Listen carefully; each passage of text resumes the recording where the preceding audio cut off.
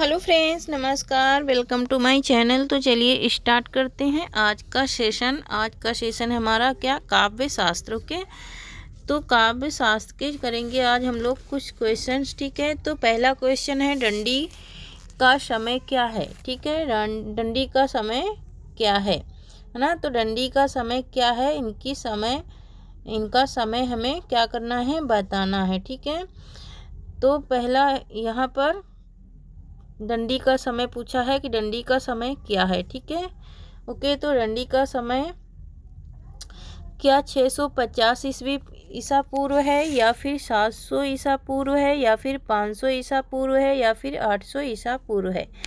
क्या हो जाएगा इसका राइट आंसर। ओके, तो इसका राइट आंसर हो जाएगा हमारा क्या, राइट आंसर हो जाएगा इसका हमारा क्या, 650 ईसा पूर्व, है ना। 650 ईसा पूर्व है डंडी का समय, है ना।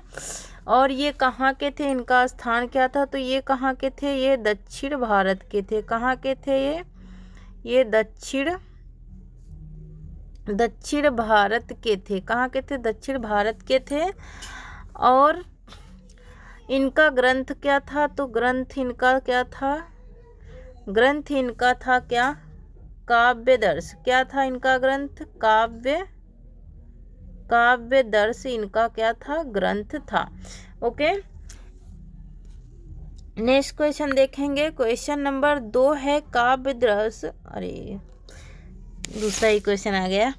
क्वेश्चन नंबर 2 है काव्यदर्श किसका ग्रंथ है। काव्यदर्श किसका ग्रंथ है, तो मैंने अभी भी एक्सप्लेन किया। तो काव्यदर्श किसका ग्रंथ है, तो काव्यदर्श किसका है, डंडी का है। ऑप्शन नंबर ए इसका राइट आंसर होगा। ठीक है, नेक्स्ट क्वेश्चन देखेंगे। क्वेश्चन नंबर 3 है, क्वेश्चन नंबर 3 है काव्यदर्श में कितने परिच्छेद हैं। ठीक है, काव्यदर्श में कितने परिच्छेद हैं। ओके, क्या 3 परिच्छेद हैं, या फिर 4 हैं, या फिर 5 हैं, या फिर 7 हैं। क्या हो जाएगा इसका राइट आंसर, तो इसका राइट आंसर हो जाएगा हमारा काव्यदर्श में कितने परिच्छेद हैं, तो काव्यदर्श में 3 परिच्छेद हैं। इसका राइट आंसर क्या हो जाएगा, काव्यदर्श में 3 परिच्छेद हैं। और कौन कौन से हैं, तो पहला क्या है, पहला है अलंकार। क्या है, अलंकार है। पहला परिच्छेद का नाम क्या है, अलंकार। और दूसरा क्या है, दूसरा है गुण। क्या है, दूसरा गुण है। तीसरा क्या है, तो तीसरा है रीति। क्या है, रीति है। इन्होंने काव्यदर्श में 3 परिच्छेदों की चर्चा की है। ओके, तो नेक्स्ट क्वेश्चन देखेंगे। क्वेश्चन नंबर 4 है हमारा, डंडी ने रीति के लिए कौन सा मार्ग अपनाया था। डंडी ने रीत के लिए कौन सा मार्ग अपनाया था। क्या हो जाएगा इसका राइट आंसर, तो यहाँ पर है दत्त मार्ग, या फिर वर्तरण मार्ग, या फिर गौड़ मार्ग, या फिर विशिष्ट मार्ग।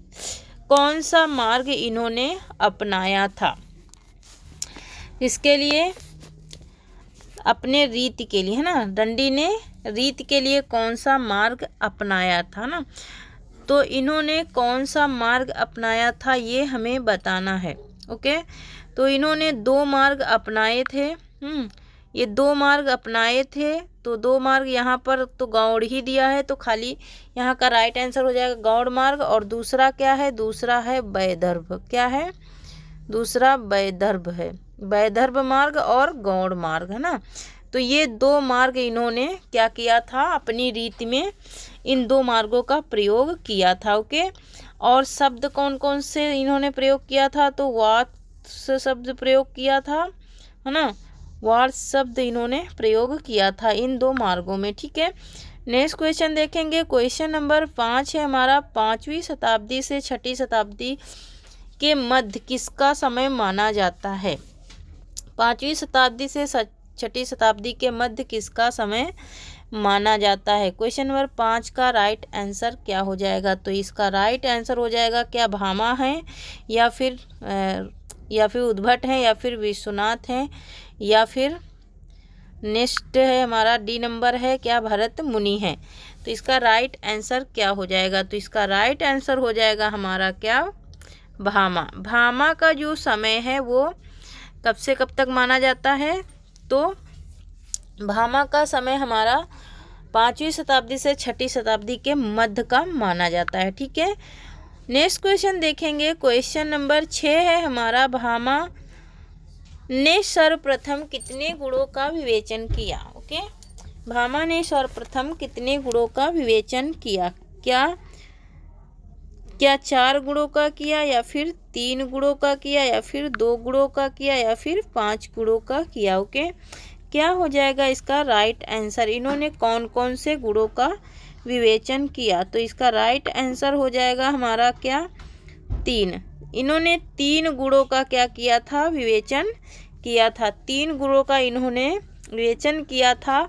और 3 गुणों में कौन कौन से गुण थे? तो पहला गुण क्या था इनका? ओज था। पहला गुण क्या था? ओज था, है ना। और दूसरा गुण इनका क्या था? तो दूसरा गुण क्या था? प्रसाद था। भामा का प्रसाद गुण था। और तीसरा गुण क्या था? तो तीसरा गुण क्या था? मधुर्य था। क्या था? मधुर्य, है ना। तीसरा गुण इनका मधुर्य गुण था। ओके, नेक्स्ट क्वेश्चन देखेंगे। क्वेश्चन नंबर 7 है, भामा ने अपने ग्रंथ में काव्य अलंकार में कितने तत्वों का वर्णन किया, है ना। उसमें क्या पूछा था कि कितने गुणों का वर्णन किया, इसमें क्या पूछ रहा है? कितने तत्वों का वर्णन किया किसमें? काव्य अलंकार में। इनका काव्य अलंकार ग्रंथ है और उसमें इन्होंने कितने तत्वों का वर्णन किया? क्या 5 तत्वों का किया, या 6 तत्वों का किया, या फिर 7 का किया, या फिर 8 का किया? क्या हो जाएगा इसका राइट आंसर? भामा ने अपने काव्य अलंकार में कितने गुणों का, कितने तत्वों का वर्णन किया था। ओके, तो यहाँ पर इन्होंने कितने तत्वों का वर्णन किया था? तो इन्होंने कितने तत्वों का वर्णन किया था? राइट आंसर हो जाएगा 5, है ना। इन्होंने 5 तत्वों का वर्णन किया था। और 5 तत्व कौन कौन से थे? तो पहला क्या था? दोष था। दोष था इनका। दूसरा क्या था? तो दूसरा इनका क्या था? न्याय था, है ना। तो तीसरा क्या था? तीसरा इनका क्या था? तो बुद्धि थी। क्या थी? बुद्धि, है ना। क्या थी? तीसरी बुद्धि थी। और चौथा इनका क्या था? तो चौथा इनका शब्द था। पांचवा क्या था? तो पांचवा इनका क्या था? अर्थ था। क्या था? अर्थ था, है ना। तो ये 5 तत्वों का क्या किए हैं? वर्णन किए हैं किसमें? अपने काव्य अलंकार में। ओके, काव्य अलंकार ये भामा का ग्रंथ है। नेक्स्ट क्वेश्चन है, क्वेश्चन नंबर 8 है हमारा, अपने शब्द और अर्थ को एक साथ समाहित करने का प्रयास किसने किया? अपने शब्द और अर्थ का एक साथ समाहित करने का प्रयास किसने किया? क्या वामन ने किया, या फिर भामा ने किया, या फिर मम्मट ने किया, या फिर रंडी ने किया? क्या हो जाएगा इसका राइट आंसर? तो इसका राइट आंसर हो जाएगा क्या? भामा। भामा ने अपने प्रयास में किसका? शब्द और अर्थ का दोनों को एक साथ समाहित करने का प्रयास किया। इन्होंने जो सूत्र दिया था, शब्दार्थो सहितो काव्यम, क्या सूत्र दिया था इन्होंने? सूत्र इन्होंने दिया था सूत्र शब्दार्थो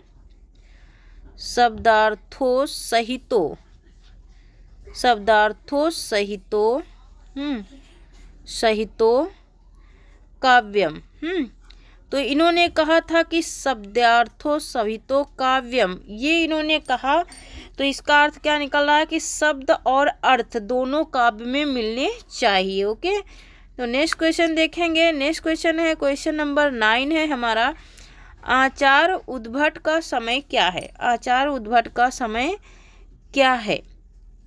क्या 800 ईसा पूर्व लगभग है, 800 ईस्वी लगभग है, या फिर 900 ईस्वी लगभग है, या फिर 250 ईस्वी लगभग है, या फिर 700? क्या हो जाएगा इसका राइट आंसर? ओके, तो इसका राइट आंसर हो जाएगा हमारा 800 ईस्वी लगभग। 800 ईस्वी लगभग किसका? आचार्य उद्भट का समय माना जाता है। ठीक है, 800 ईस्वी लगभग इनका समय माना जाता है। और वामन का भी 800 ईस्वी है, लेकिन उनका लगभग नहीं है, उनका 800 ईस्वी ही माना जाता है। ठीक है, नेक्स्ट क्वेश्चन है हमारा, अलंकार सार संग्रह किसका ग्रंथ है? अलंकार सार संग्रह किसका ग्रंथ है? ओके, यहाँ पर हम लोग देखेंगे क्या ये उद्भट का है या फिर वामन का है या फिर भरत मुनि का है या फिर भामा का है। क्या हो जाएगा इसका राइट आंसर? अलंकार सार संग्रह। तो अलंकार सार संग्रह किसका है ये हमें बताना है। इसका राइट आंसर हो जाएगा क्या? उद्भट। ये उद्भट का है अलंकार सार संग्रह। ठीक है, ओके। नेक्स्ट क्वेश्चन देखेंगे। क्वेश्चन नंबर 11 है, वीर दत्त किसके पिता थे? वीर दत्त किसके पिता थे? क्या दंडी के थे या वामन के थे या फिर भामा के थे या फिर उद्भट के थे? क्या हो जाएगा इसका राइट आंसर? ओके, तो इसका राइट आंसर हो जाएगा हमारा दंडी। ये वीर दत्त किसके पिता का नाम था? दंडी के पिता का नाम था। ओके, नेक्स्ट क्वेश्चन देखेंगे। नेक्स्ट क्वेश्चन है हमारा क्वेश्चन नंबर 12 है, धन्यालोक किसका ग्रंथ है? धन्यालोक किसका ग्रंथ है? क्या आनंदवर्धन का है या फिर भट्ट? यहाँ पर भट्ट नायक होगा। ठीक है, यहाँ पर भट्ट नायक होगा, रायक नहीं। ठीक है, भट्ट नायक है ना यहाँ पर। तो क्या भट्ट नायक का है या फिर रुद्रक का है या इनमें से किसी का नहीं है? क्या हो जाएगा इसका राइट आंसर? तो इसका राइट आंसर हो जाएगा आनंदवर्धन। आनंदवर्धन का है क्या? धन्यावलोक ग्रंथ। ठीक है, नेक्स्ट क्वेश्चन देखेंगे। क्वेश्चन नंबर 13 है हमारा, आनंदवर्धन की परंपरा में कौन कौन आदि आचार हुए? है ना, आनंदवर्धन की परंपरा में कौन कौन से आदि आचार हुए? ठीक है, तो क्या अभिनव गुप्त या फिर विश्वनाथ या फिर जगन्नाथ या फिर ये सभी? क्या हो जाएगा इसका राइट आंसर? तो इसका राइट आंसर हो जाएगा ये सभी। ये सभी लोग थे किसमें? आदि आचार थे। ठीक है, किसकी परंपरा में? आनंदवर्धन की परंपरा में। नेक्स्ट क्वेश्चन है, क्वेश्चन नंबर 14 है, आचार्य भट्ट नायक का समय क्या है? आचार्य भट्ट नायक का समय क्या है? क्या 9वीं शताब्दी है या फिर 6ठी शताब्दी है या फिर 11वीं शताब्दी है या फिर इनमें से कोई नहीं है? क्या हो जाएगा इसका राइट आंसर? ओके, तो इसका राइट आंसर हो जाएगा क्वेश्चन नंबर 14 का 9वीं शताब्दी। 9वीं शताब्दी आचार्य भट्ट नायक का समय है। ओके, नेक्स्ट क्वेश्चन देखेंगे। क्वेश्चन नंबर 15 है और आज का ये लास्ट क्वेश्चन है फ्रेंड्स। ठीक है, तो क्वेश्चन नंबर 15 है हमारा, आचार्य भरत के रस सूत्र के तीसरे व्याख्याता हैं। आचार्य भरत के रस सूत्र के तीसरे व्याख्याता कौन है? तीसरे व्याख्याता इनके कौन माने जाते हैं? ओके, तो यहाँ पर राइट आंसर क्या हो जाएगा इसका? आचार्य भट्ट नायक इसके तीसरे, भरत मुनि के तीसरे व्याख्याता माने जाते हैं। सी है कौशिक और डी है इनमें से कोई नहीं। तो यहाँ पर राइट आंसर हो जाएगा option number C, Vishambhar Nath Sharma. Kaushik इसका राइट आंसर हो जाएगा किसका? Option number C right answer हो जाएगा question number question number first का। ठीक है, नेक्स्ट क्वेश्चन है कि कमल की बेटी कहानी है। कमल की बेटी कहानी किसकी है? क्वेश्चन नंबर 2 है कि कमल की बेटी कहानी किसकी है? ठीक है, तो यहाँ पर ऑप्शन नंबर ए है कौशिक की है, बी है प्रेमचंद की है, सी है चंद्र शर्मा गुलेरी की है और डी है सुदर्शन की है। क्या हो जाएगा इसका राइट आंसर? तो यहाँ पर इसका राइट आंसर क्या हो जाएगा? तो यहाँ पर इसका राइट आंसर हो जाएगा ऑप्शन नंबर डी सुदर्शन। ठीक है, कमल की बेटी कहानी किसकी है? सुदर्शन की है। ठीक है, नेक्स्ट क्वेश्चन है 3 नंबर क्वेश्चन है कि सुमाता जयशंकर प्रसाद की किस कहानी की पात्रा है? मधुआ की है, पुरस्कार की है या फिर आकाशदीप की है या फिर देवरथ की है? ठीक है, यहाँ पर इसका राइट आंसर क्या हो जाएगा? मधुआ की है, पुरस्कार की है, आकाशदीप की या फिर देवरथ की है? ओके, क्या हो जाएगा इसका राइट आंसर? तो यहाँ पर इसका राइट आंसर हो जाएगा हमारा ऑप्शन नंबर डी हो जाएगा देवरथ। ठीक है, ये देवरथ की क्या है? पात्रा है। ठीक है, नेक्स्ट क्वेश्चन नंबर 4 है कि इनमें से मूर्धन्य व्यंजन है ना, मूर्धन्य व्यंजन बताना है। तो ऑप्शन नंबर ए में है गा घा, बी में है जा झा, डी में है डा और ड़ा और टी में है पा फा, है ना। तो ऑप्शन नंबर ए के व्यंजनों को क्या कहते हैं? ऑप्शन नंबर ए के व्यंजनों को कंठोष्ठ कहते हैं। क्या कहते हैं? कंठ या फिर कंठोष्ठ कहते हैं। ठीक है, कंठ या फिर कंठोष्ठ व्यंजन कहते हैं किसको? गा और घा, मतलब कि का वर्ग वाले सारे व्यंजन को कंठोष्ठ कहते हैं। उसके बाद है जा और झा, तो जा और झा वाले व्यंजनों को क्या कहते हैं?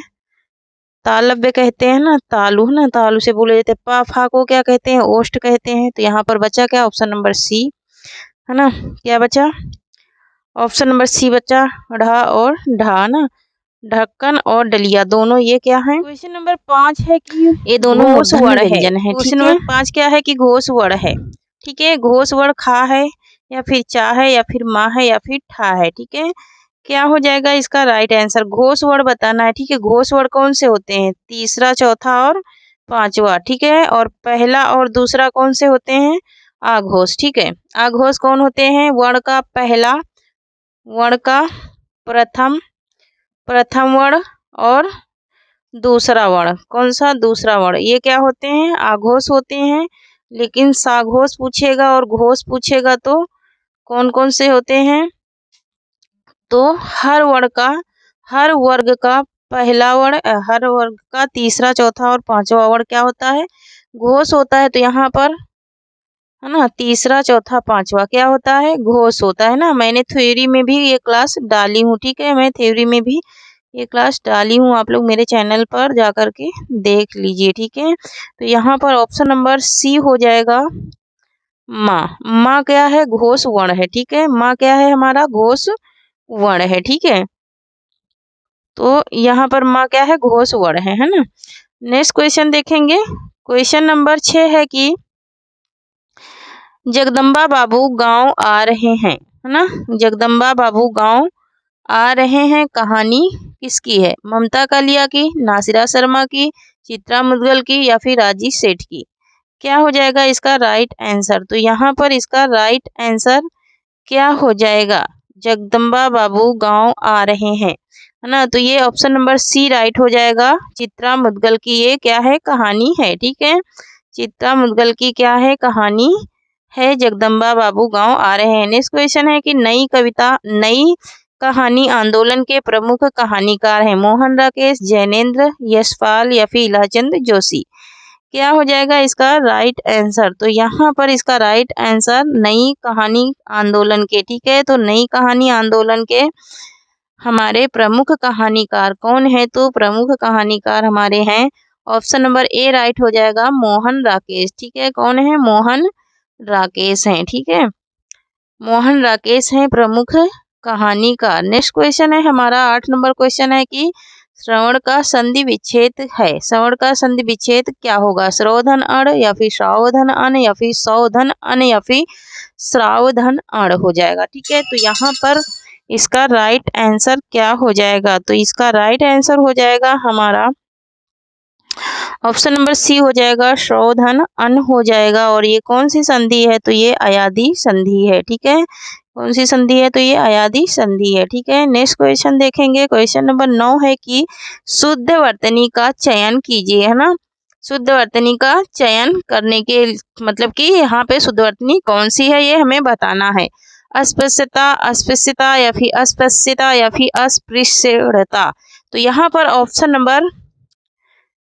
नंबर यहाँ पर बी राइट हो जाएगा। ठीक है, ऑप्शन नंबर हमारा बी राइट हो जाएगा। अस्पृश्यता, अस्पृश्यता यही शुद्ध है और मोस्ट इम्पोर्टेंट ये वर्तनी है। ठीक है, बहुत बार ये पूछी जाती है। ठीक है, नेक्स्ट क्वेश्चन है 10 नंबर क्वेश्चन है कि पूर्वी हिंदी का विकास किस अपभ्रंश से हुआ है? पूर्वी हिंदी का विकास किस अपभ्रंश से हुआ है? ब्रचड़ से, अर्धमागधी से, खस से या फिर मागधी से? ठीक है, तो यहाँ पर पूर्वी हिंदी की बात हो रही है, तो पूर्वी हिंदी का किससे हुआ है? ऑप्शन नंबर हमारा बी राइट हो जाएगा, अर्धमागधी से। ठीक है, किससे हुआ है?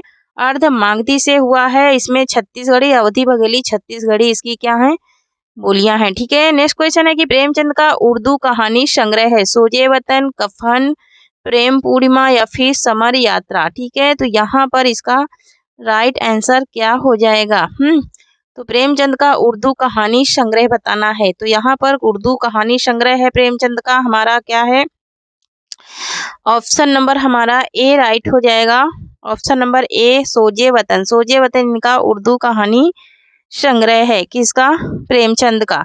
नेक्स्ट क्वेश्चन है कि 12 नंबर क्वेश्चन है कि आंचलिक उपन्यासकार है प्रेमचंद, नरेश मेहता, शिव प्रसाद सिंह या फिर हृदयेश। ठीक है, तो यहाँ पर इसका राइट आंसर क्या हो जाएगा? तो यहाँ पर आंचलिक उपन्यासकार बताना है।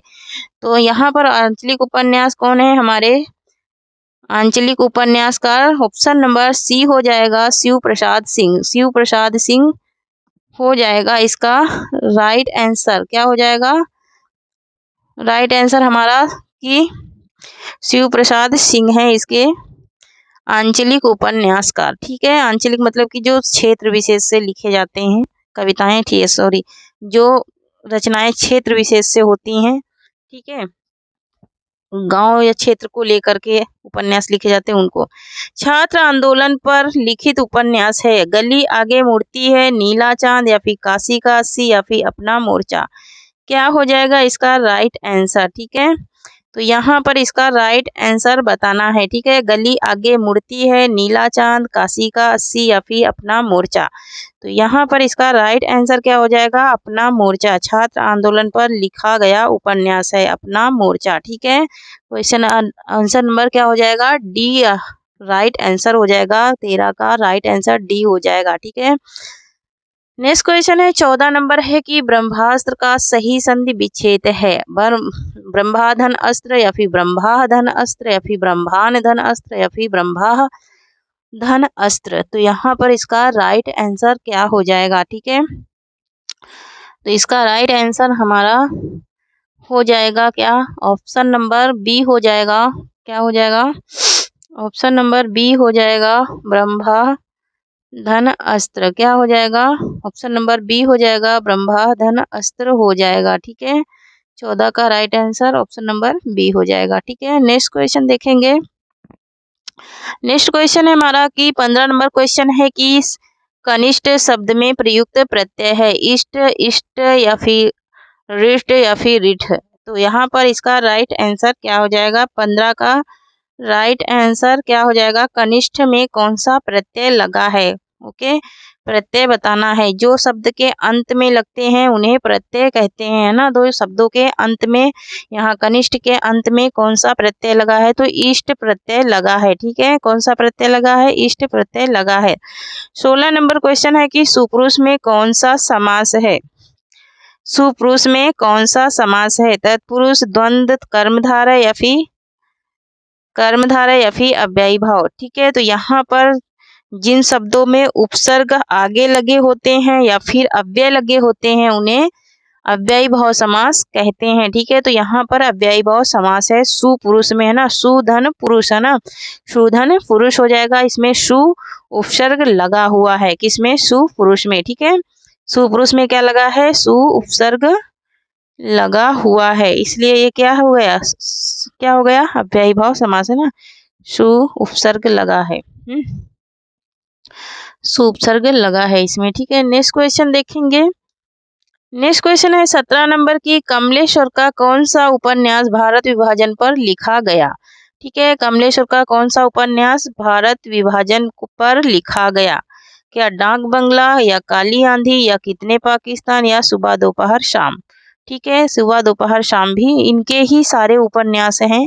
इसमें बताना है कि भारत और पाकिस्तान के विभाजन पर कौन सा लिखा गया? भारत विभाजन पर। ठीक है, तो पाकिस्तान लिखा गया, कितने पाकिस्तान, ना, कितने पाकिस्तान जो है ये भारत विभाजन पर लिखा गया था। ठीक है, नेक्स्ट क्वेश्चन है हमारा 18 नंबर क्वेश्चन है कि राजेंद्र यादव के किस उपन्यास पर फिल्म बनी थी? राजेंद्र यादव के किस उपन्यास पर फिल्म बनी थी? एक था शैलेंद्र या फिर 1 इंच मुस्कान या सारा आकाश या उखड़े हुए लोग। यहाँ पर राइट आंसर क्या हो जाएगा? राजेंद्र यादव की किस उपन्यास पर फिल्म बनी थी, ना, पिक्चर किस उपन्यास पर बनी थी, ये हमें बताना है। तो ऑप्शन नंबर बी राइट हो जाएगा, 1 इंच मुस्कान, है ना। 1 इंच मुस्कान पर इनकी ये फिल्म बनी थी। यह पथ बंधु था उपन्यास का नायक है। कल के मॉडल पेपर नंबर 3 में भी ये क्वेश्चन मैंने डाला था। ठीक है, उसमें मैंने पूछा था कि यह पथ बंधु था, ये किसका उपन्यास है, मैंने रचनाकार बताया था तो उपेन्द्रनाथ अश्क का है, ठीक है। तो इसमें अब नायक बताना है, क्या श्रीधर है या मणिक मुल्ला है, ठीक है, या फिर पीताम्बर है या फिर सभी गलत हैं।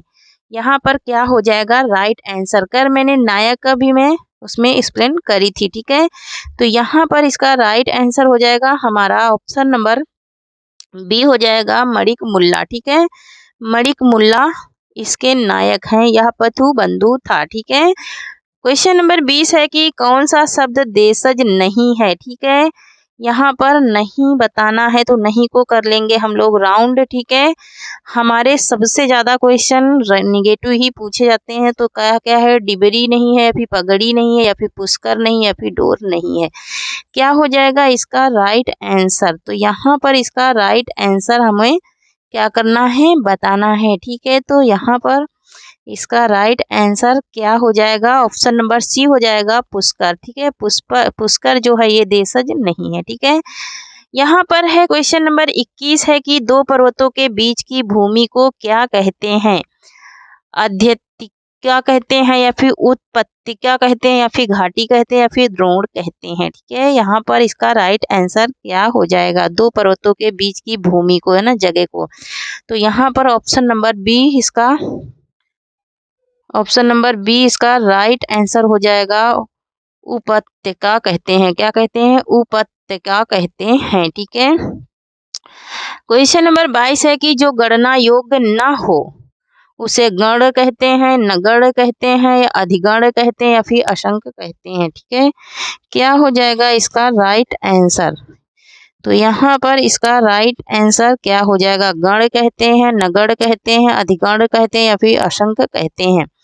क्या हो जाएगा इसका राइट आंसर। तो इसका राइट आंसर हमें बताना है, जो गणना योग्य न हो, मतलब कि गणना ही नहीं हो सकती, तो उसे क्या कहते हैं, नगण कहते हैं। ऑप्शन नंबर बी इसका राइट आंसर हो जाएगा, किसका, 22 का, ओके।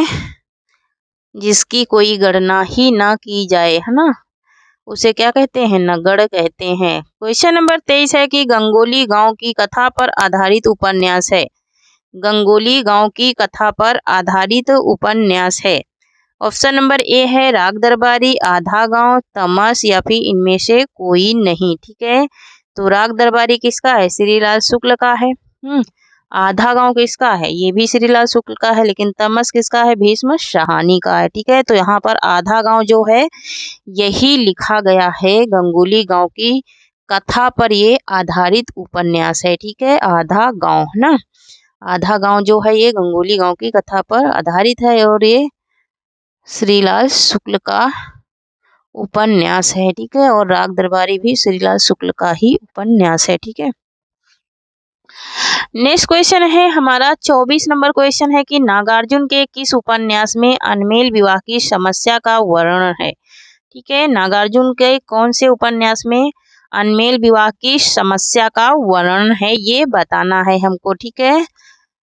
ये चारों ही नागार्जुन के उपन्यास है, लेकिन अनमेल विवाह किसमें है, यही हमें राइट आंसर बताना है।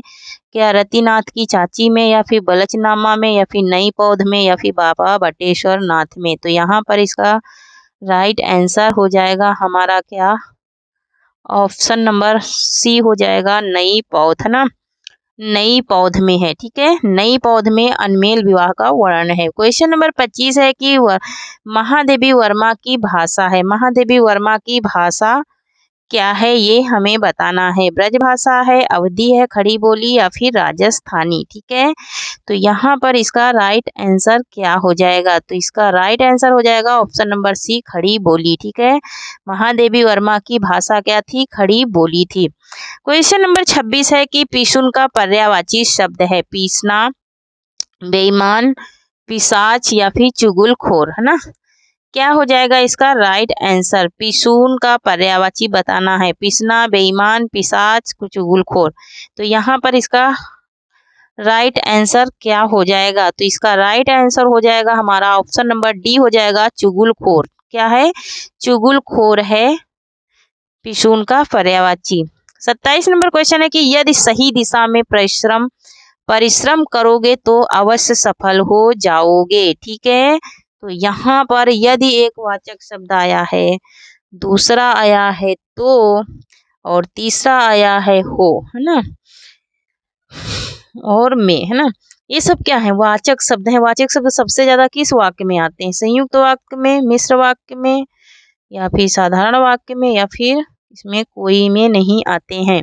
तो यहाँ पर इसका सही उपवाक्य किसमें सबसे ज्यादा आते हैं, वही वाक्य इसका राइट आंसर हो जाएगा। ठीक है, तो यहाँ पर इसका राइट आंसर है हमारा ऑप्शन नंबर बी, मिश्रित वाक्य, है ना, इसे मिश्र वाक्य भी कहते हैं। ठीक है, तो यहाँ पर बहुत सारे उपवाक्य आते हैं, वो क्या हो जाते हैं, मिश्र वाक्य या फिर मिश्रित वाक्य कहलाते हैं। ठीक है,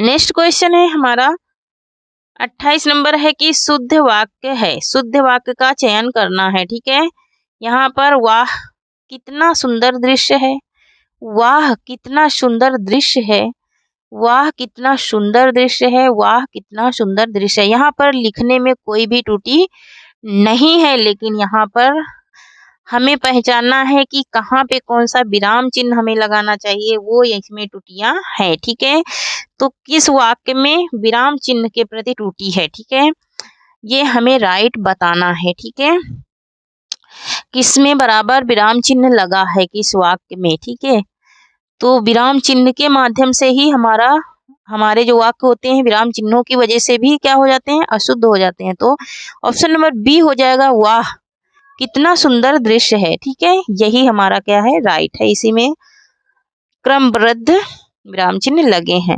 29 नंबर क्वेश्चन है कि चंचला स्नान कर आवे चंद्रिका पर्व में जैसी पंक्ति किसकी है? ये निराला की है, या प्रसाद की है, या फिर पंथ की है, या फिर महादेवी वर्मा की है? क्या हो जाएगा इसका राइट आंसर? इसका राइट आंसर बताना है। ठीक है, तो इसका राइट आंसर हमारा हो जाएगा ऑप्शन नंबर बी, प्रसाद। ठीक है, जयशंकर प्रसाद की ये पंक्ति है।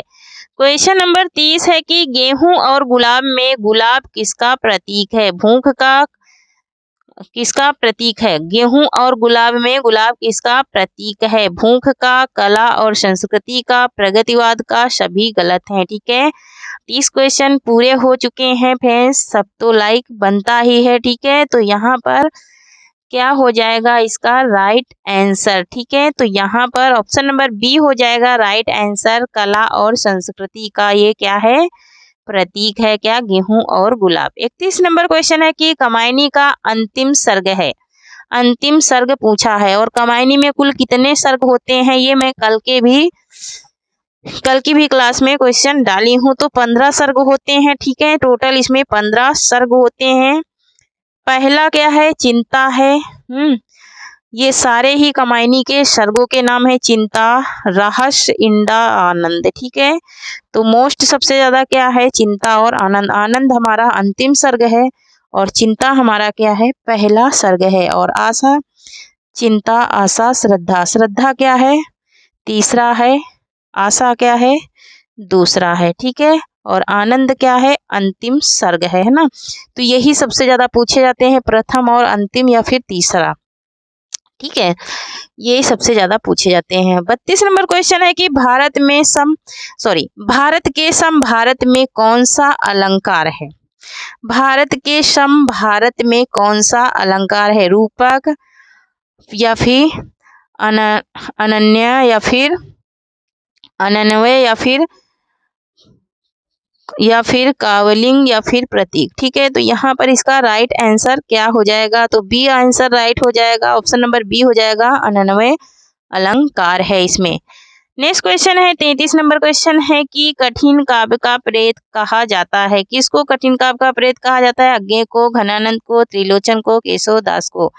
तो ये मोस्ट इम्पोर्टेंट क्वेश्चन है। ठीक है, ये बहुत बार रिपीट हो चुका है। ठीक है, तो कठिन काव्य का प्रेत किसे कहा जाता है? ये केशव दास को कहा जाता है। ये कई एग्जामों में ये पूछा जा चुका है। ठीक है, नेक्स्ट क्वेश्चन है 34 नंबर है कि पीली आंधी के लेखक हैं। पीली आंधी किसकी रचना है? प्रभा खेतान की, बिंदा जी की या फिर कमलेश्वर की या किसी की नहीं। ठीक है, यहाँ पर इसका राइट आंसर क्या हो जाएगा। ठीक है, तो यहाँ पर इसका राइट आंसर बताना है। ठीक है, तो इसका राइट आंसर हो जाएगा प्रभा खेतान।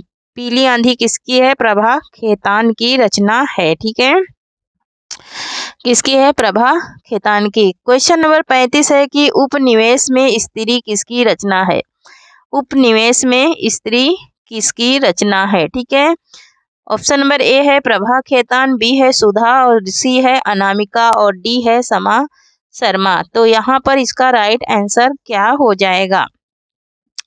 तो इसका राइट आंसर हमारा हो जाएगा ऑप्शन नंबर ए हो जाएगा, प्रभा खेतान की रचना है उपनिवेश में स्त्री। ठीक है, नेक्स्ट क्वेश्चन है हमारा 36 नंबर क्वेश्चन है कि आंसू है। आंसू क्या है? एक मुक्तक काव्य संकलन है या फिर अतुकांत काव्य है या फिर प्रबंध काव्य है या फिर इनमें से कोई नहीं है। ठीक है, क्या हो जाएगा इसका राइट आंसर? तो यहाँ पर इसका राइट आंसर हमारा हो जाएगा ऑप्शन नंबर ए हो जाएगा। यह एक मुक्तक काव्य संकलन है। क्या? आंसू है ना, आंसू जयशंकर प्रसाद की रचना है। ठीक है, यह एक क्या है? मुक्तक काव्य संकलन है ना। नेक्स्ट क्वेश्चन है कि 37 नंबर क्वेश्चन है, भारत भारती पुरस्कार दिया जाता है किस क्षेत्र में? भारत भारती पुरस्कार दिया जाता है साहित्य अकादमी द्वारा या फिर ज्ञानपीठ द्वारा या फिर उत्तर प्रदेश संस्थान द्वारा दिया जाता है या फिर बिड़ला फाउंडेशन द्वारा दिया जाता है। ठीक है, किस संस्थान द्वारा भारत भारती पुरस्कार दिया जाता है ये पूछा जा रहा है। ठीक है, तो यहाँ पर इसका राइट आंसर हो जाएगा ऑप्शन नंबर सी, उत्तर प्रदेश संस्थान द्वारा दिया जाता है। क्या? भारत भारती पुरस्कार। ठीक है, क्या दिया जाता है? भारत भारती पुरस्कार उत्तर प्रदेश संस्थान द्वारा दिया जाता है। ठीक है, नेक्स्ट क्वेश्चन है हमारा 38 नंबर क्वेश्चन है कि साहित्य दर्पण किसकी रचना है? ठीक है, साहित्य दर्पण किसकी रचना है? मम्मट की है, जगन्नाथ की है, केशवदास की है या फिर विश्वनाथ की है? ठीक है, यहाँ पर इसका राइट आंसर क्या हो जाएगा? तो यहाँ पर साहित्य दर्पण बताना है कि साहित्य दर्पण किसकी रचना है। ठीक है, तो साहित्य दर्पण किसकी रचना है ये हमें बताना है। ठीक है, तो ये मोस्ट इम्पोर्टेंट रचना है, विश्वनाथ की है। किसकी है ये? विश्वनाथ की रचना है। ठीक है, नेक्स्ट क्वेश्चन है हमारा 39 नंबर क्वेश्चन है कि प्रसाद की छायावादी रचना है महाराणा का महत्व, करुणालय या फिर प्रेम पथिक या फिर लहर। ठीक है, यहाँ पर इसका राइट आंसर क्या हो जाएगा? ठीक है, प्रसाद की छायावादी रचना का ओके क्या हो जाएगा इसका राइट आंसर? तो छायावादी रचना इनकी क्या है?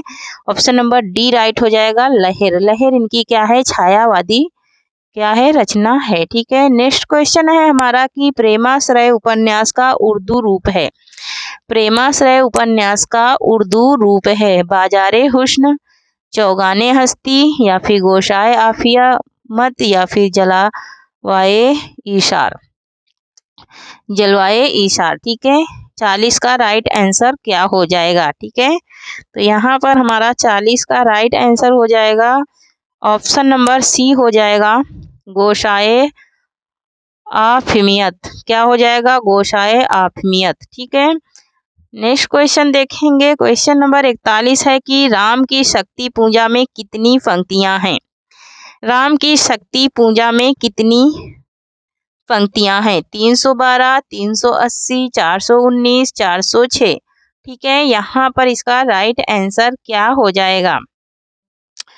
राम की शक्ति पूजा में कितनी पंक्तियां हैं ये हमें बताना है। तो 312 पंक्तियां हैं राम की शक्ति पूजा में। कितनी है? 312 पंक्तियां हैं। ठीक है, नेक्स्ट क्वेश्चन देखेंगे और ये रचना किसकी है? तो ये निराला की रचना है। किसकी रचना है ये? सूर्यकांत त्रिपाठी निराला, इनका पूरा नाम क्या है? सूर्यकांत त्रिपाठी निराला की क्या है ये रचना है। ठीक है, नेक्स्ट क्वेश्चन देखेंगे।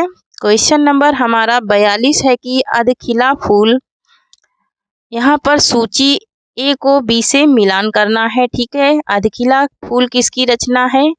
ठीक है, यहाँ पर हमें 4 रचनाएं हमारी कंप्लीट हो जाएंगे, 4 लेखक कंप्लीट हो जाएंगे, 4 क्वेश्चन भी कंप्लीट होंगे। किसमें? तो अधखिला फूल किसका है? हरिओध का है। उसके बाद रहस्य कथा, रहस्य कथा किसका है? तो रहस्य कथा है हमारा बालकृष्ण भट्ट का।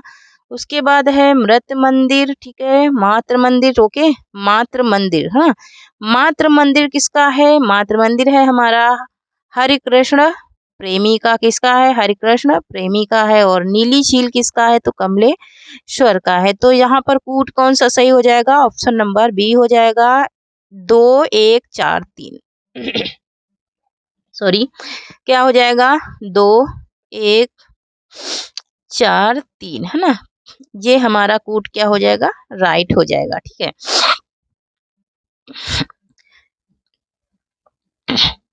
नेक्स्ट क्वेश्चन देखेंगे, क्वेश्चन नंबर हमारा,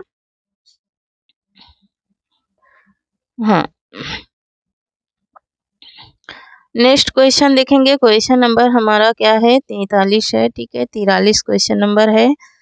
हाँ, 1 मिनट। तो 43 में क्या है कि हिंदी में काव्य भाषा पारक समीक्षक का नाम है।